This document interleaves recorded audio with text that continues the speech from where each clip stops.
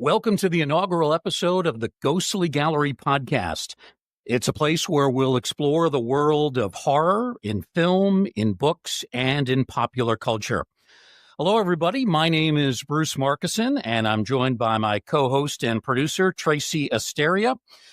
We are going to be delving into the world of horror. We'll be featuring interviews. We'll look at movies, books, all sorts of areas where horror intersects with popular culture.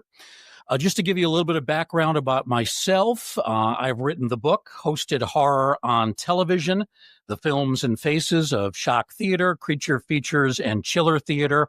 And I also run the Facebook page, The Ghostly Gallery, the same name as this new podcast. And I'm very glad to welcome to the program Tracy Asteria. Tracy has been a host of the Late Late Horror Show.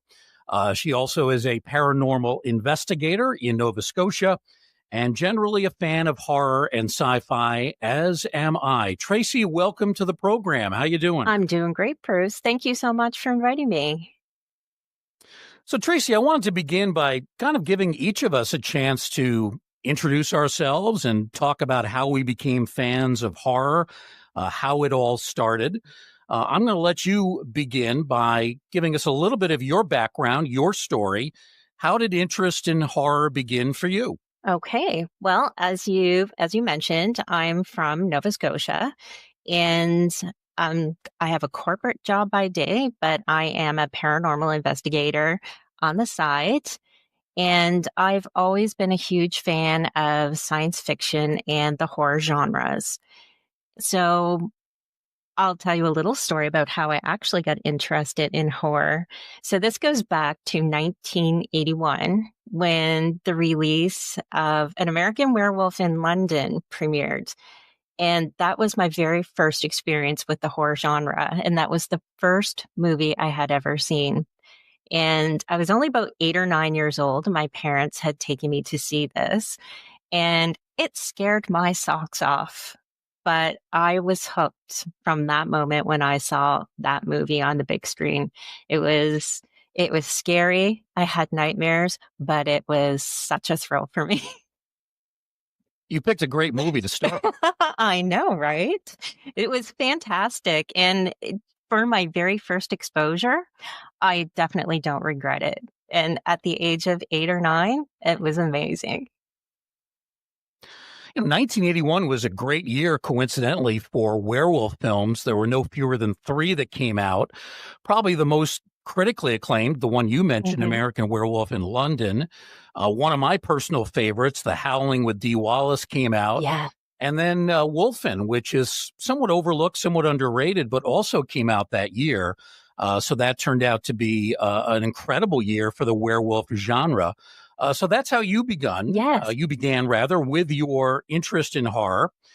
As for me, it's something that goes back a little bit further. I think I'm a little bit older than you. That's a guess that I'm going to make here. We may confirm that at a future point in time. It was early 1970s. Actually, it was 1972. And my parents had bought me these books that had Alfred Hitchcock's name attached to them. The first book was called Alfred Hitchcock's Haunted Houseful. The second book was called Alfred Hitchcock's Ghostly Gallery. And these were slightly oversized books. They were hardcover. They consisted mostly of ghost stories. None of them had been written by Hitchcock. He simply attached his name to the project, and I'm sure that helped boost sales. But there were writers that he knew, people like Robert Arthur. There were other writers who probably had been deceased at that point. But he was able to put together this compilation of ghost stories, ostensibly for young adults. And I wasn't really a young adult at that point. I was a child. I was about 7, but I did like to read. And I was fascinated by those 2 books. I absolutely loved them. I also loved the photography, which was absolutely outstanding. There was great sketch drawings throughout the book. Each story had at least 1 or 2 of these drawings. And the combination of the writing and the drawings, that really got me hooked. And from there, I started watching chiller theater, which was one of many late night horror showcases going on in the country at the time. Now, I grew up in Yonkers, New York. I actually grew up on the border of Yonkers in a very small town called Bronxville.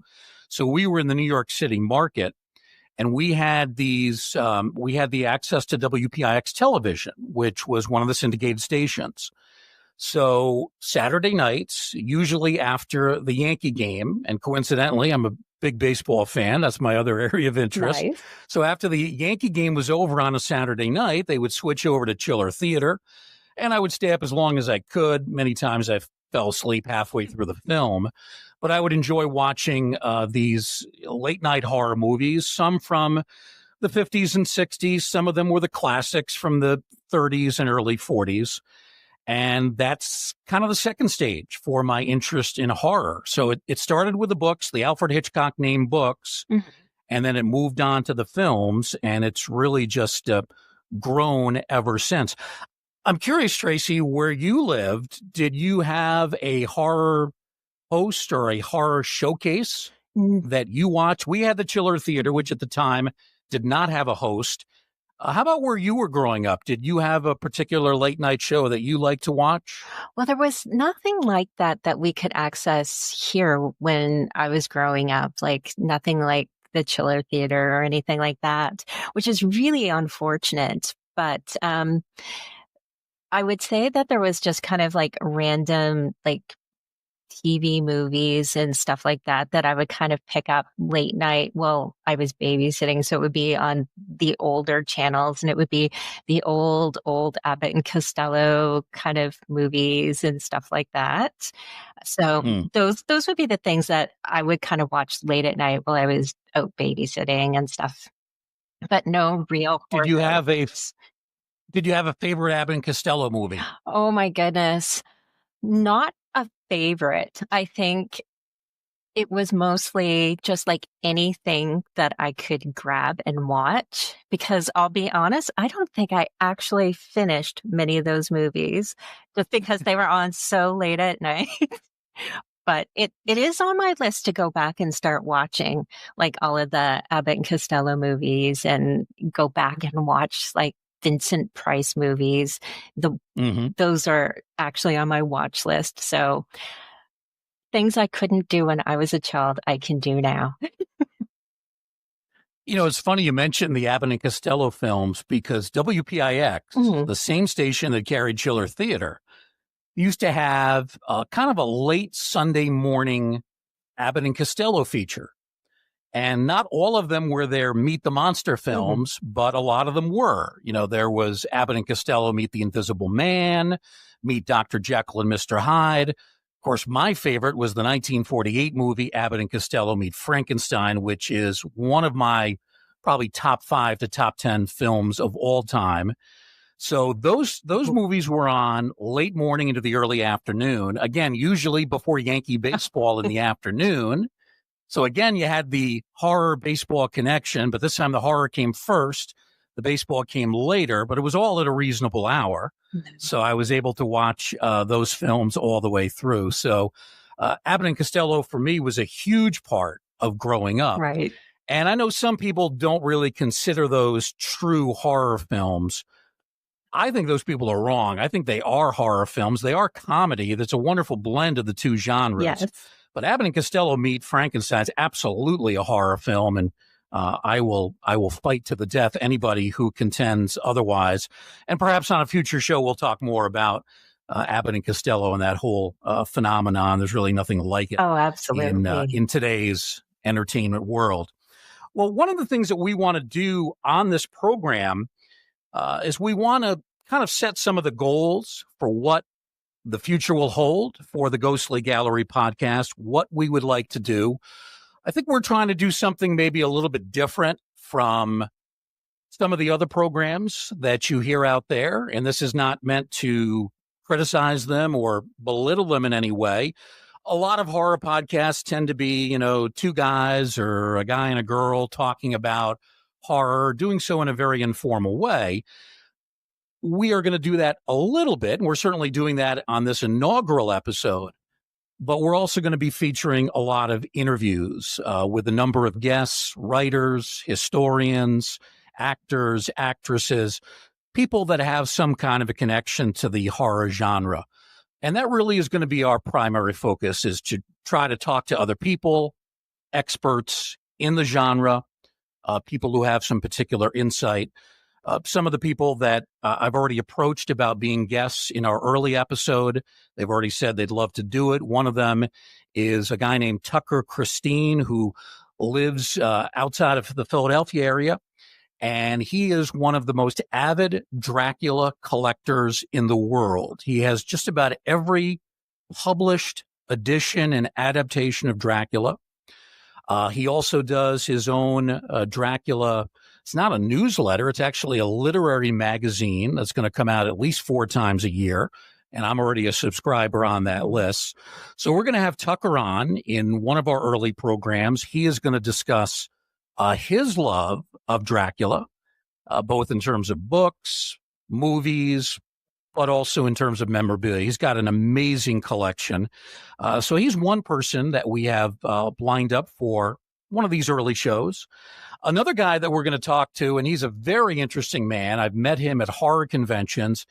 His name is Harrison Smith. Harrison is a director, but he has also become a writer. Recently came out with his first book, which is called This Time It's Personal, and it's really his own personal reflections of growing up with horror, what he likes about it, how it influenced him in becoming a director. He has put out a number of films, and we'll certainly talk to him about that. We're going to talk to him about his love of horror. He's a well-spoken guy. He really should be a broadcaster. In fact, he did do a podcast for a while, and he's very honest. He's very forthright. He has definite opinions on the industry and who some of the good people are and who some of the people that maybe aren't as good. Mm-hmm. But I've seen him speak at horror conventions, at the Scaricon convention that used to take place up here at the casino not too far from where I live in Cooperstown, New York.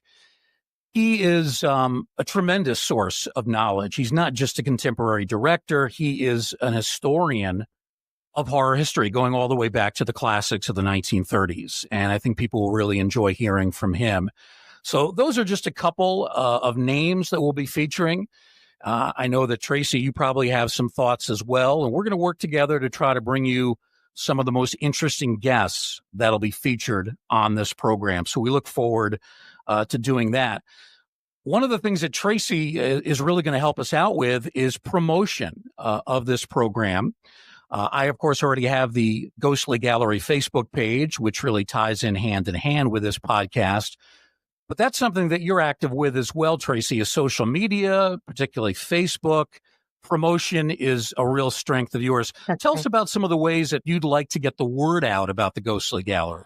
Well, one of the really great tools that I do enjoy using, believe it or not, Twitter and Instagram are really great ways to help promote the podcast, as well as receive feedback from the fans of the podcast and just fans of any guests and fans of your own to communicate back and forth. And another avenue I've been exploring is pretty new to me. It's the world of TikTok. So I really do believe that there'd be some interesting ways to reach out to as many fans as possible on that platform as well. So you have expertise in making these videos? Little mini snippets, absolutely. So it's a lot of fun, and it gives so much exposure, and just the fan interaction. It is phenomenal. And you can talk to different people, and the message boxes are always open for continuous feedback.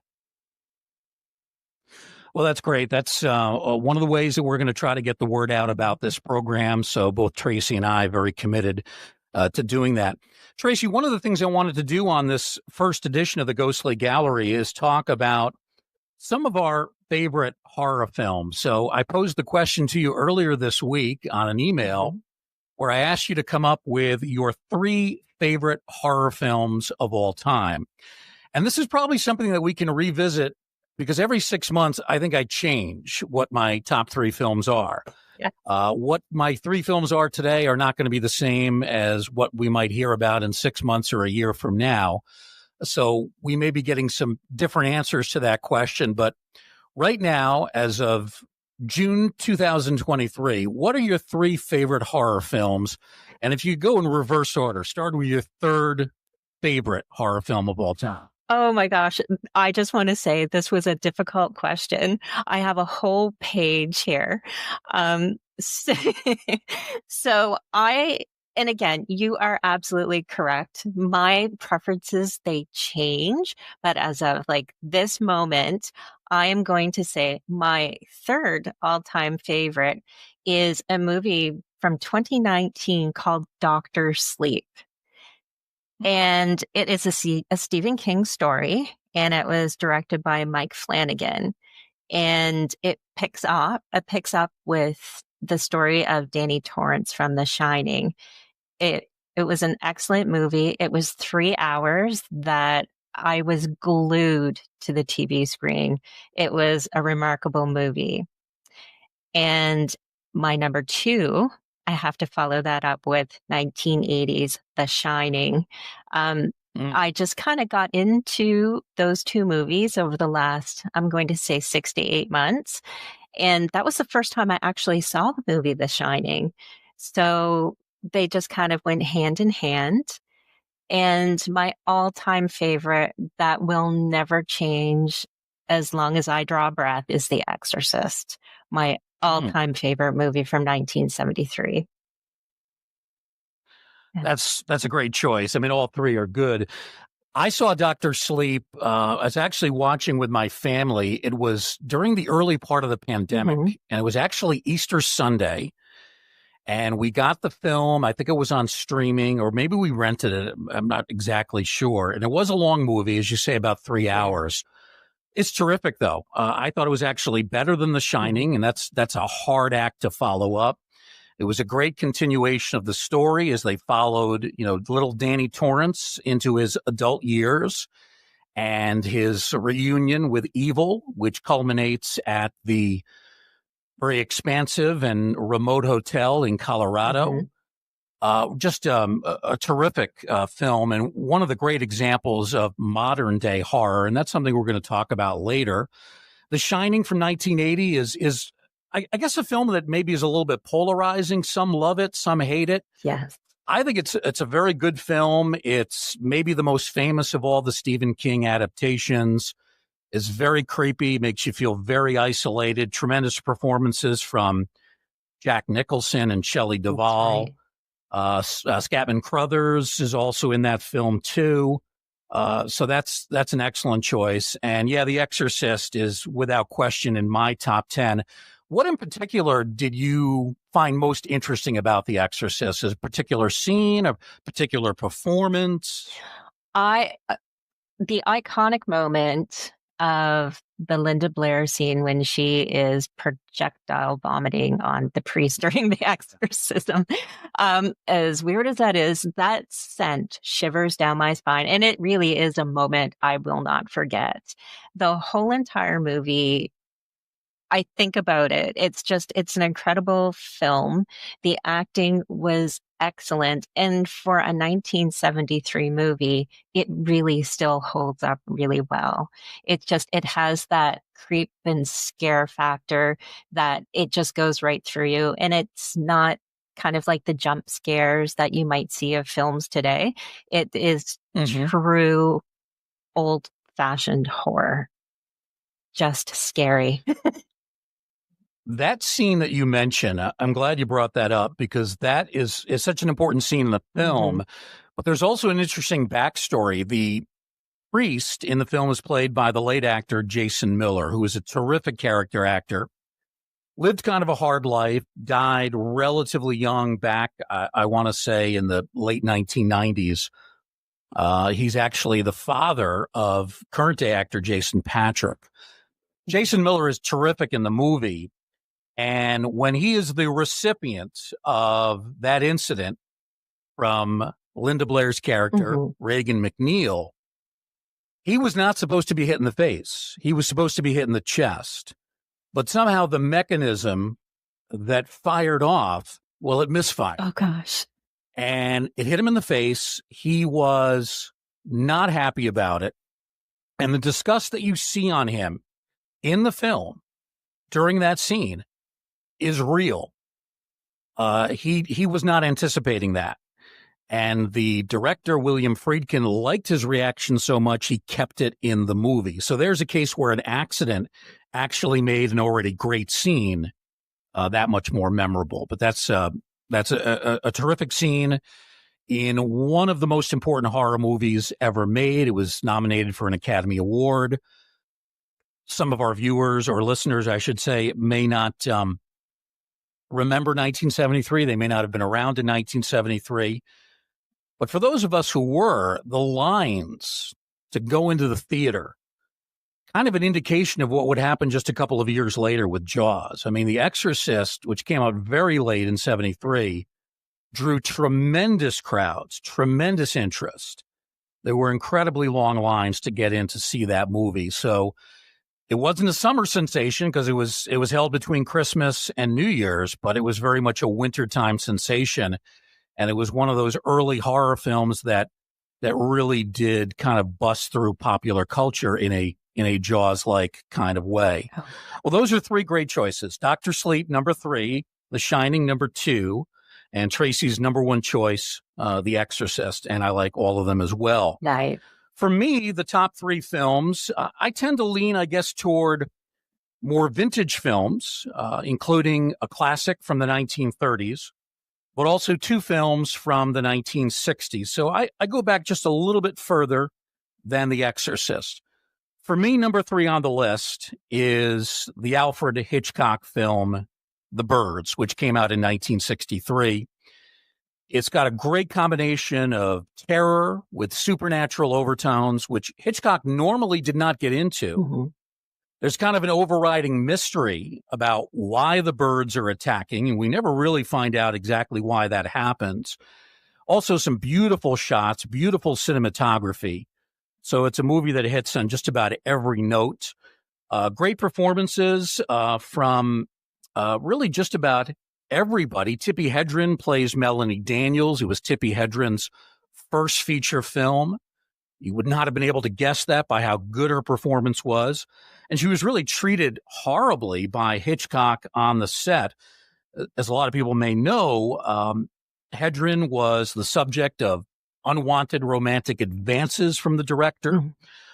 There were times where he literally threw live birds at her to try to get a better shot, a better reaction. And it's really remarkable that Hedren did as well as she did in her feature film debut. Oh, wow. Then you've got Rod Taylor, longtime Australian actor. He is very good as kind of the heroic Mitch who becomes the love interest to Melanie Daniels, who is played by Tippi Hedren. Rod Taylor is kind of a voice of reason. He is living with his mother and his very younger sister, at least part of the time in Bodega Bay. That's where he spends weekends. And of course, Bodega Bay provides some wonderful background shots for the movie. As I mentioned before, this was a departure for Hitchcock. Mm-hmm. Most of his films did not involve the supernatural.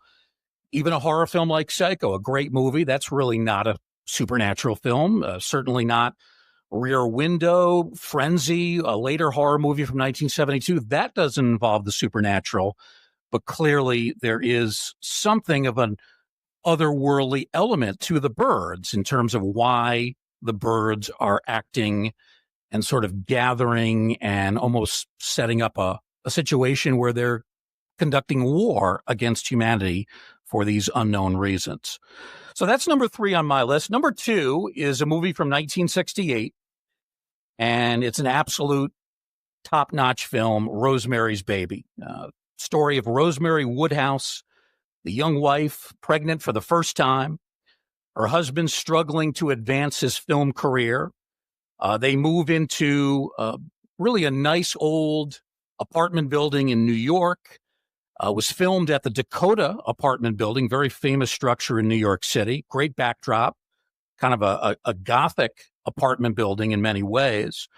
Rosemary's played beautifully by Mia Farrow, John Cassavetes, probably better known as a director, but was also a very fine actor.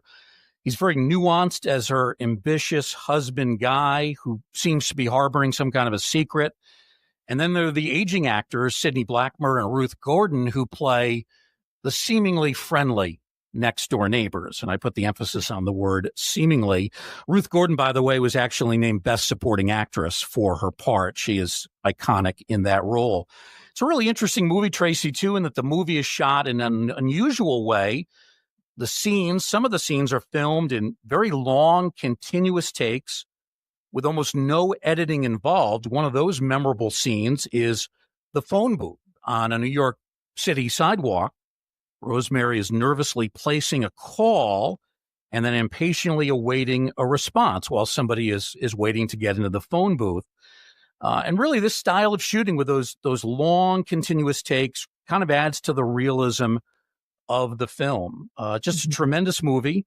Some people say it's a cursed movie. William Castle, who was one of the producers, he believed that was the case. There have been for years rumors that Sharon Tate, who would become a tragic figure only a year later, killed as part of the Manson murders. Right. There have always been rumors that she was actually in the film, made a cameo at a party that was thrown by Rosemary in anticipation of her giving birth to her first child. I've seen the movie a number of times. I've looked at that scene. I've never seen any evidence that Sharon Tate was in it, but it's something that is still speculated about to this day. Even though the film is an old one, you're talking about 55 years ago, it still remains powerful. It's frightening at times, chilling, pretty much disturbing from start to finish. I know some younger fans might think it's a little bit on the slower side, but to me, it is an absolute classic. So Rosemary's Baby, number 2 on my list. And then at number 1, I have to go back to the classics. And this is one of the first from 1931, the original version of Frankenstein, a masterpiece directed by the great James Whale. And of course, featuring the immense talents of, at the time, a still unknown Boris Karloff. Even though he was a veteran of Hollywood, he'd made a number of films, he was not a particularly well-known name. The film is based very loosely on Mary Shelley's classic novel, tells the story of Dr. Henry Frankenstein. In the book, it was actually Victor Frankenstein, character played by Colin Clive, another tragic figure in Hollywood. Great performance by him. You have the work of the famed makeup man, Jack Pierce, adopting this unique look for the monster, very different from what Shelley described in her book. Pierce fitted the monster with a flattened head, 2 bolts protruding from his neck, thick boots, and the ill-fitting suit. And that look is actually still copyrighted by Universal. Mm-hmm. So that's why we have rarely seen anything like it. Even in Frankenstein films that have been made over the years. Herman Munster from the Munsters, yes, which was a Universal production, certainly borrowed from that look. But any film that was not a Universal studio film, for example, Hammer films, for the most part, they could not use something that was too close to what Karloff looked like. And to me, that description or that appearance of Karloff in the film, that remains the iconic vision of what Frankenstein seems to be. One of the great things about Karloff in the movie is his ability to give the character a sense of humanity, even some sadness. He's not just this evil beast that is destroying everything in its path. I mean, he is destroying most everything in his path, but you kind of feel sorry. You feel sympathetic for him at times. He's not able to communicate, doesn't fully understand what's going on, doesn't understand that, throwing a young child into the water is not really a great way to play with children. That ends up being a very tragic scene in the film. One of the interesting things about the movie, Karloff's monster does not appear until nearly the 30-minute mark, but then, of course, he's very prominent over the second half of the film. And it was so successful that it prompted numerous sequels, including 6 movies that carried the name Frankenstein in its title from Universal Studios alone. And the last of those was the movie we mentioned earlier, the 1948 film Abbott and Costello Meet Frankenstein. It's got great Gothic imagery throughout, creative storyline. They took some of the best parts of Shelley's novel. They worked it into a film that's really only about an hour and 10 minutes long, and it remains a monumental horror classic. So those are my three choices. At number 3, The Birds. Number 2, Rosemary's Baby. Number 1, Frankenstein. Tracy, any thoughts on any of those films? Those are all amazing choices. I do love Rosemary's Baby, and that probably should have been on my list, but I have not seen it in a number of years. But that, again, was one of those movies that sticks with you. Frankenstein was also excellent. I haven't seen that in probably about a year and a half, but it was also an excellent movie. But your movie that you mentioned, The Birds, I have yet to see that. And it's been on my watch list for quite a long time because I do enjoy Hitchcock movies. And The Rear Window was like an excellent movie. So I am really excited to make some time to watch The Birds. I've heard so many great things about it.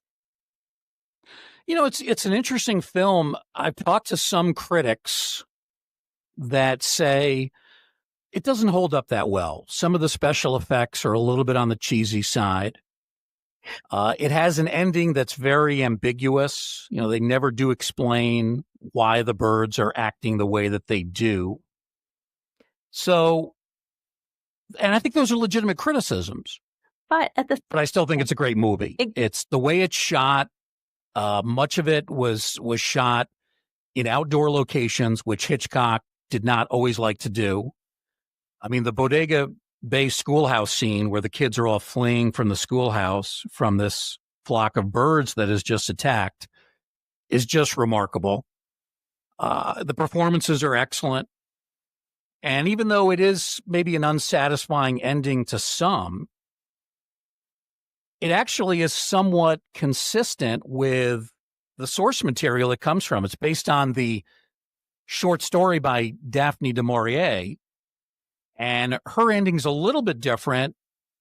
It gives you more of a worldwide perspective on what's going on. It's not just in Northern California that the birds are attacking. This is apparently going on all throughout the country. And as I recall, most of her novel is actually set in England.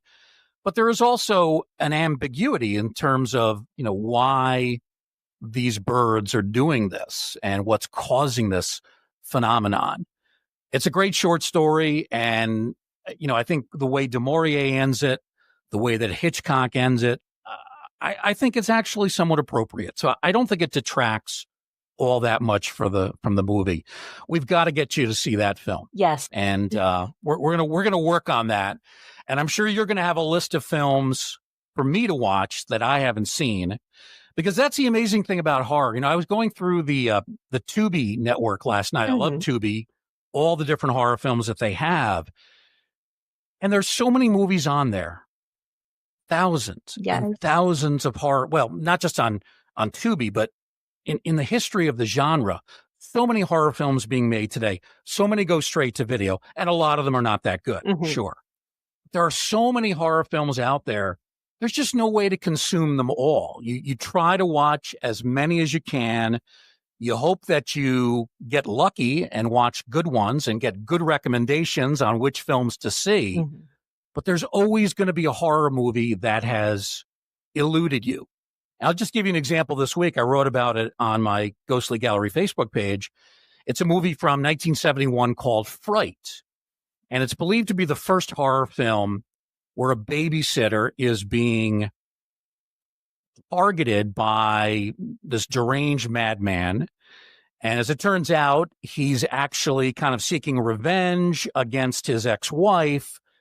She's the one that the babysitter is working for. She and her second husband, they are the ones who have hired this young babysitter played by Susan George, still alive all these years later. So there's kind of an interesting connection there, but it is believed to be the first kind of babysitter being threatened by a deranged killer type of movie. And I'd never seen it. And I posted some interesting facts, or what I thought were interesting Mm. facts about it. And then I said, I still haven't seen it. It's eluded me. I've never been able to see it. And then that same night, I watched Tubi and it pops up right there. And I had to watch it that night. So you never know when you're going to see that next film. And I thought it was actually quite good. It better than the reviews had indicated. It didn't get very good reviews when it came out. I thought it was a very well done film. It was nicely edited, good acting. Honor Blackman is in it. Some really accomplished people. There was an interesting backstory between the madman and the mother of the child who was being babysat. I thought it was really a good movie. It's never on television, and up until now, I'd never seen it on streaming. So there's always another horror movie to be seen out there, Tracy. Some can be elusive, Mm-hmm. and the volume is very imposing. But when you see a good one that you haven't seen, even though it may be 30 or 40 years old, it's a pretty good feeling, isn't it? Oh, absolutely. And that's the wonderful piece of this genre is the movies that go back like to the beginnings of like the 20s, the 30s, and the classics are amazing. And just to take that time and go back and watch movies that you've never seen before, which is what I love. And I love to listen to the history and the historical facts of how these movies came to be. And you're right. Like I will go through kind of YouTube and other streaming platforms, and I have come across some movies that I've either never had an opportunity to watch or never even heard of before.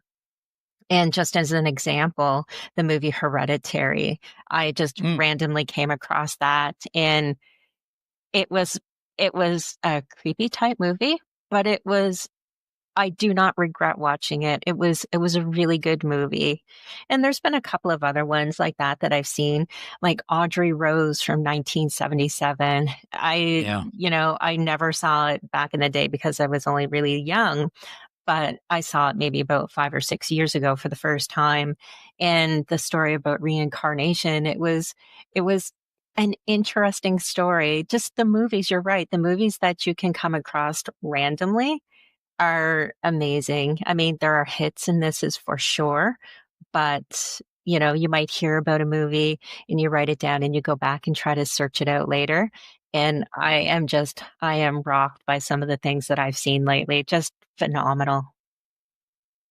You mentioned Audrey Rose. I first became aware of that about 10 years ago. It Mhm. was on cable. I'd never heard of it, even though I'm a big Anthony Hopkins fan. Right? It's one of his earlier films, as you said, 1977. It's kind of a different role for him. He plays kind of a strange character in many ways. He's not a villain, as we've so often become used to seeing him in the Hannibal Lecter films. Mhm. He's somewhat sympathetic, but also very much an oddball. And here we have a film starring Anthony Hopkins, and I'd never heard of it until about 10 years ago. And it's really pretty darn good, especially the first half, first two thirds. I didn't really like the finish as much, but Mhm. the early part of the movie is very suspenseful. So that's a great choice for a film that just sort of pops up out of nowhere. Tracy, Absolutely. one of the things I wanted to do as well, in addition to talking about movies, I do want to talk about literature, great Mhm. books, great stories. That is often overlooked in the horror genre. And I think that's an important thing for us to touch upon here. So we're each going to list our top 3 favorite horror books. And I'm going to let you start. Again, number 3 on your list. Where do you start with that one? So this was really, really difficult. So I don't have actual book titles, but I have authors. And two of my favorite authors, I'll give you number 2, is Dean Koontz. He's a wonderful horror author. And my absolute favorite, I have to go back to Stephen King. I have pretty much read I can't say I've read all of his work just because his work is so massive, but I've enjoyed his books ever since, elementary school when I first, was able to start Mm. reading horror novels. Pet Cemetery, Cujo. I was a big fan of The Stand, and when the miniseries came out back, I want to say maybe the early 90s. It sealed the deal for me just to read the book and then to see the miniseries on TV. Um, Anything by Stephen King is top notch in my books, but Dean Koontz is, you know, he's a very close second. But interesting enough, like I do have a favorite book that I've read, and it's kind of a horror genre, but it's called Satan's Harvest, and it's a shocking case of demonic possession. And what it is, it's a biography written in 2014. It's a biography of Ed and Lorraine Warren, who are paranormal investigators. And it describes their whole, how they got started in the field and kind of where it ended. It's a really interesting read. Hmm. I enjoy learning about their history. Again, there's like good things and bad things about Ed and Lorraine Warren, but for the most part, it really is a fascinating story. But my love for Stephen King, his novels, and then when they actually turn into films or they turn on to TV shows, it it's it just brings to light just how talented he is, even with creative rights, when the directors do kind of modify Stephen's stories somewhat. Hmm. I still really, really enjoy them. And yeah, I'm, So Satan's Harvest is nonfiction, mhm, historical about the Warrens, who have been a source of controversy, yeah. but also a source of intrigue as well. And then in terms of favorite authors, in terms of fiction, you like Dean Koontz and Stephen King. Yeah. Let me begin with Koontz. I have not really read much of his material. I guess maybe one of the reasons his books have not translated as well onto film. Mhm. And sometimes when I don't hear about a book in movie form, I don't get around to reading the book, which is probably a flaw on my part.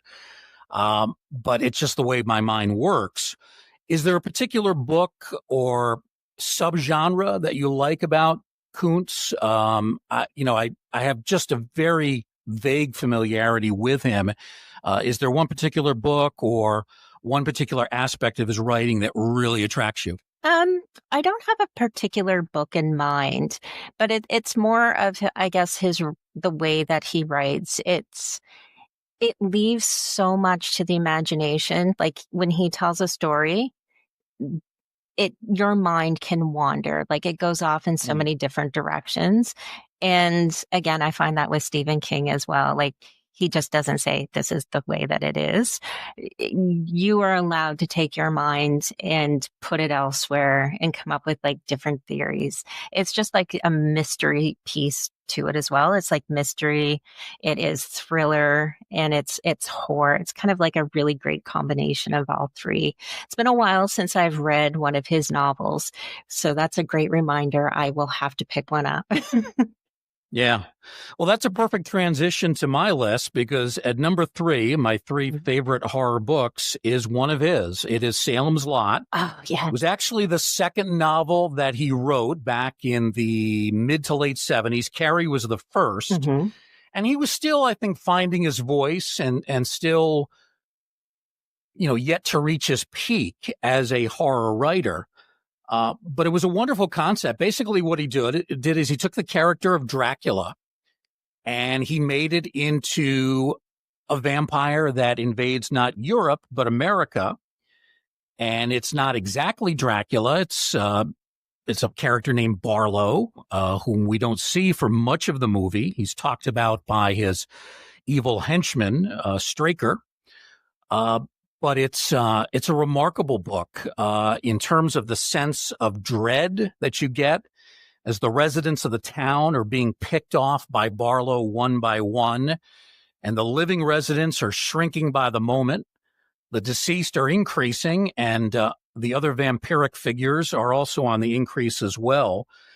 It's a really, really well done book. It's kind of like reading Dracula, but setting it in America and written in a more contemporary style, not written in the kind of the 19th century verbiage of a Bram Stoker. And I'm going to get to Stoker a little bit later on. Hmm.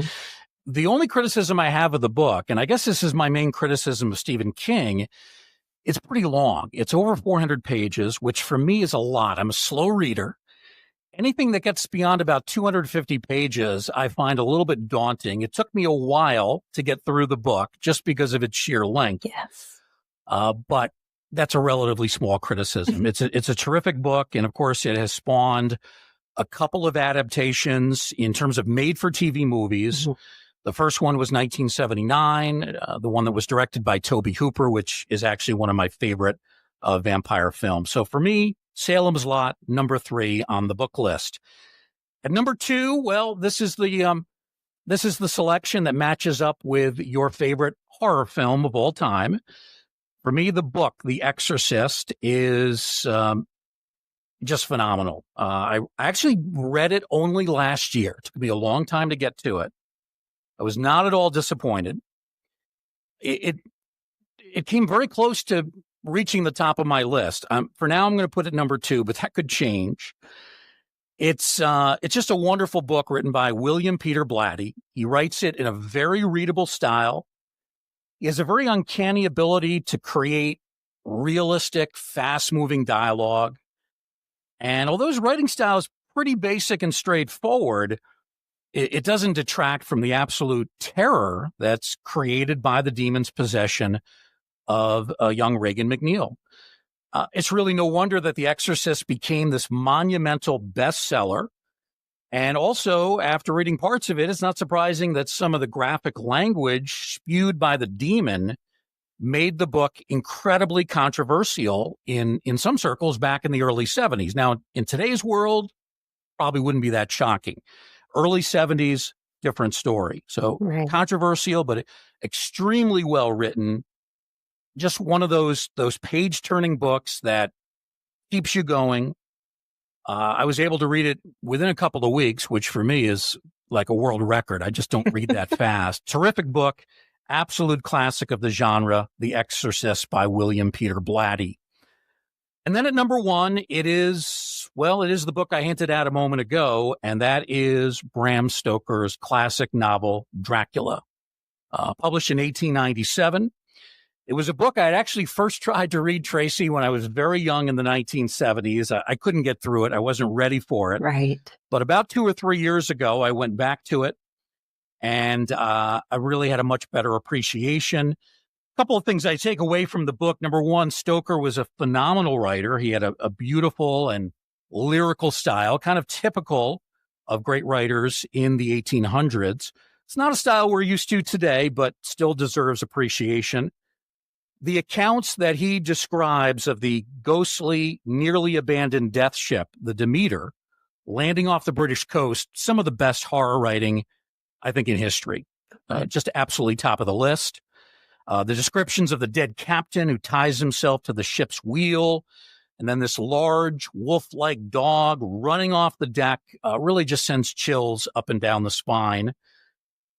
Only criticism I have of the book, there's long spans of time when Dracula is not a firsthand presence in the story because it's one of these books that's written in this epistolary fashion where it's letters, diary entries from all different kinds of writers, all different kinds of perspectives. So there are times when we kind of lose touch with Dracula, but then he does certainly come back at the end. Also, reading the book, Tracy, one of the things that I found is in the book, it's long enough and complicated enough that it's really hard to make a true adaptation of Stoker's novel. There have been very good Dracula films over the years, but there's not really been a film that's been close to, 100% representative of Stoker's work. It would be impossible to make a film like that unless you made it into a miniseries. It would have to be a 7 or 8 hour film, right? Because it is such a complicated storyline. And in a book format that works, in a film format, you've got to make choices. You've got to condense stories, maybe condense characters. There are a lot of characters in the novel. But for anybody who's a true fan of horror and vampires, I encourage you to make the effort to read the book. A lot of the vampire myths that we know about to this day began with this book and the Dracula backstory, and it is certainly worth the time. So those are my choices. Wow. Salem's Lot, The Exorcist, and the original Dracula. Those You've read Dracula, right? I have not. And now You have not. I am super intrigued, and now I need to add that to my read list. So I now have a book suggestion. Thank you. But I do want to say The Exorcist, believe it or not, Bruce, I have not read the book yet. I have difficulties trying to find it. So I am now on a mission because I've heard wonderful things about the book, that it is like, if I thought the movie was scary, I have been told that the book it's very unnerving and very scary as well. So I am really anxious to read that book, and I am going to make it an effort to find that, as well as Dracula now. Yeah. Well, as with you, I love the movie The Exorcist, and it's a great film, but the book is even better. The book is phenomenal. If you do get to read both The Exorcist and Dracula, maybe try to read The Exorcist first, because it's shorter. It's a quick read. You'll have trouble putting it down, and then you'll maybe need a little more time with Stoker's novel, again, because it's written in an old-fashioned style. It's much longer. But if you can read both of those books at some point, it's well worth it for horror fans. Oh, that's exciting. Tracy, in our last few minutes on this inaugural program, I do want to talk a little bit about horror today, because I don't want people to have the impression that we're only going to talk about classic horror, that we're only going to discuss vintage horror. I'm very much a fan of the genre today. I'm not one of those people who thinks that horror was necessarily better in the past. There were some great films from the 30s through the 80s, tremendously rich time in Hollywood for horror films. We saw the growth of horror films during those decades. But I do believe that horror today, when it's done right, is as good, if not better, than anything we've seen. And I want to talk a little bit about some of these horror films. Now, you did mention the Dr. Sleep film, which is excellent, and is certainly an example of contemporary horror at a very high level. I think we actually are in kind of a renaissance period for horror. If you look at the last 7 to 10 years, 7 to 12 years, we have seen some of the best horror productions that have been put out there. Yes. And let's start on the TV side. Maybe the resurgence began with a show like The Walking Dead, which for its first 6 or 7 seasons, I avidly watched each Sunday. It did lose its fastball in the later years. That's inevitable when a show is on for 10 or 11 years. It did kind of go beyond its expiration point. I'm not really into all the spin-off shows either. But the first 5 or 6 years of The Walking Dead, just some of the best horror television, the makeup, the special effects, really first rate. Another show that doesn't get as much credit as something like The Walking Dead is Bates Motel, which takes the story of Norman Bates, the story that was first written by Robert Bloch and then adopted by Alfred Hitchcock on the screen. And it takes Norman Bates as a young adult, his teenage years, I think he's still in high school, and kind of follows his path toward becoming this killer who essentially takes the life of his mother through recklessness, and then, of course, takes the life of another victim as well, as Hitchcock laid out so famously in the movie. Vera Farmiga, who's great in the Conjuring films, plays Mrs. Bates, and in many ways, she's really the lead character over Norman. Vera's just tremendous in that movie. Or in that TV series, I should say. Another great TV series that I like was Hannibal, which was, the adaptation of what we saw on film and in books, the Harris novels. I got to that very late. I only watched that for the first time about 3 or 4 years ago. The first 2 seasons were amazing. The third season lost a little bit, but it seemed to have enough steam for a 4th season. And then somewhat surprisingly, and to the disappointment of many of the series fans, they canceled the show. And people have been pushing for somebody to extend that version of the Hannibal Lecter story. That's another example of great TV. And then I'll mention one other phenomenal television series. It was on Showtime for a couple of years, and that's Penny Dreadful. I really like that. It was another show that was canceled long before it should have been and was not really given a proper send-off.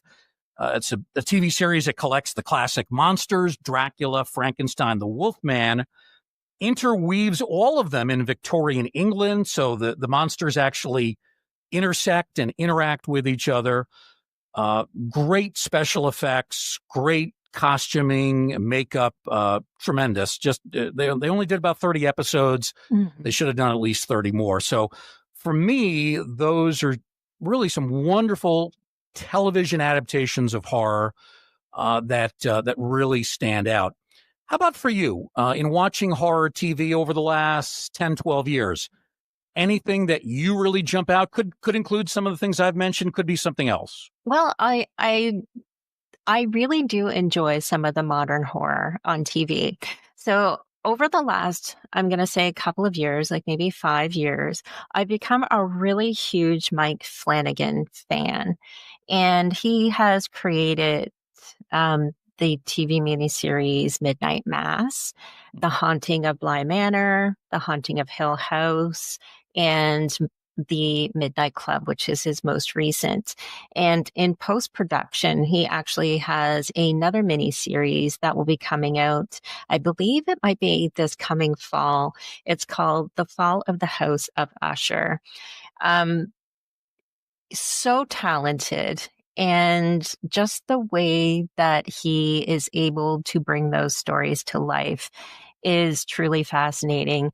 I am on the edge of my seat watching them. And so they're only approximately an hour apiece, maybe 45 minutes. So it is a great watch. And the number of episodes are maybe 10. So it's, not overly intrusive. It's not going to take up a lot of time. And you could binge watch it if you wanted to, just within a couple of days. And it's a one and done type season. And he starts the story off wonderfully and he wraps it up. Now, unfortunately, with the Midnight Club, there was supposed to be a second season, but unfortunately, it didn't get picked up. So he was kind enough to actually finish the story for his fans through Twitter posts and just other publications. So you kind of know where he was headed at the end of the story, which again, as a director, writer, like that was awesome for him to bring closure to the Midnight Club for his fans, because again, he's truly fascinating and I am a huge fan. And so for modern horror for TV, he is my front runner. Absolutely. Yeah. How good was Midnight Mass? Oh, Bruce, my God. I'll tell you how I enjoyed it. I'll tell you my perspective. My wife does not like horror. She will not watch almost really any of the films or TV series that I like. But she watched Midnight Mass every episode, and I think loved it almost as much as I did. Oh, gosh, That's it was amazing, wasn't it? Yeah, incredible. In terms of films, you mentioned some of the really great contemporary films, Hereditary, horrific tragedy to a family, demon possession involved in that. You mentioned Dr. Sleep. Mm-hmm. Another great film, a recent incarnation, The Invisible Man, tremendous performance by Elizabeth Moss. Great adaptation where it takes the original story, puts it in a modern setting, introduces the female character who's being essentially abused by her ex-husband. Mm-hmm. Moss, as she almost always is great in that movie as well.